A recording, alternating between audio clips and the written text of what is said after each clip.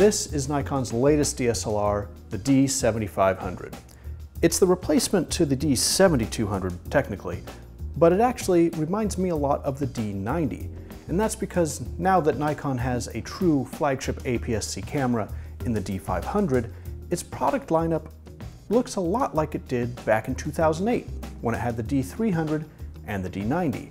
And just as those two cameras shared a lot of technologies, so does the D7500 have a lot in common with the larger D500. So the D7500 simply doesn't need to appeal to as broad a range of users as did the D7200 before it. And yet, it offers the fastest performance the series has ever seen. So in order to ensure the D500 continues to stand out, Nikon removed some higher-end features from the D7500 that 71 and 7200 users had really grown accustomed to. The camera looks very familiar, but there are several exterior changes, both large and small. One detail we like is that the ISO button has been moved from the back of the camera to the top, which is a small change, but it's definitely more convenient. It's on the back, though, that the most noticeable change has been made. There is now a tilt screen, and yes, it's also a touchscreen. Now it can tilt up and down, but it cannot tilt out to the side, which means it does absolutely nothing for selfies. So yeah, not sure what Nikon was thinking there. Where things start to go wrong is on the right side of the camera, where we now just have a single SD card slot. Both the D7200 and D7100 could hold two memory cards, so this was a feature that fans of the series had been used to for some time now. Both of those cameras could also be used with the same accessory battery grip, which made upgrading easier. But as you can see on the bottom of the D7500, there are no contacts for attaching a grip. That's right, Nikon doesn't even make one for this camera. One more admittedly less important omission is the lack of an aperture tab on the lens mount. That means if you have some awesome manual focus AI glass lying around, like this Helios 50mm f2 that I happen to have, the D7500 won't be able to meter with it. That means you'll be forced to shoot in full manual mode and either guess and check to dial in your exposure settings, or rummage through your garage until you find your old handheld light meter. Okay, yes, not very many people are going to care about this, and probably what's more important is that the D7500 retains the screw drive autofocus motor, so it will be fully compatible with older AFD series lenses. When it comes to actually using the camera, this is where it gets impressive.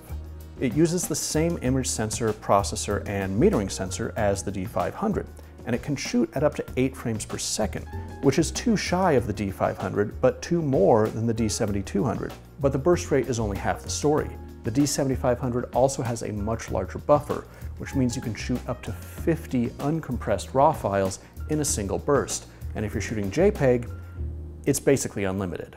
Now that high speed is further augmented by a revamped autofocus system. It's still just the same 51 points, but it works in conjunction with the new metering sensor, which is significantly higher resolution. This improves the responsiveness of Nikon's 3D AF tracking, which we found to work incredibly well during high-speed bursts. Therefore, sports photographers should be very happy with this camera. For everyone else, however, there doesn't seem to be a big reason to consider it over the now less expensive D7200. Image quality on both cameras is superb, although the slightly lower resolution of the D7500 helps it reach a higher maximum ISO, so it might have a small edge in low light conditions. Otherwise, the difference between the 20.9 megapixels of the D7500 and the 24 megapixels of the D7200 isn't going to make a big difference. Both are great sensors. There are also improvements in video. The D7500 gets the same 4K mode as the D500. It's a nice touch, and after all, Canon's 80D doesn't have 4K at all, but it's not perfect. 4K is recorded from a 1.5x cropped region of the sensor, so you give up a lot of field of view. On the plus side, you can finally change your aperture in live view, so that is certainly more convenient. Overall, the D7500 is a very impressive camera. Unfortunately, it's not one we can automatically recommend because it's really going to depend on which features you need most. If you're after a professional quality sports camera and you don't want to pay the professional price, then it's a good choice.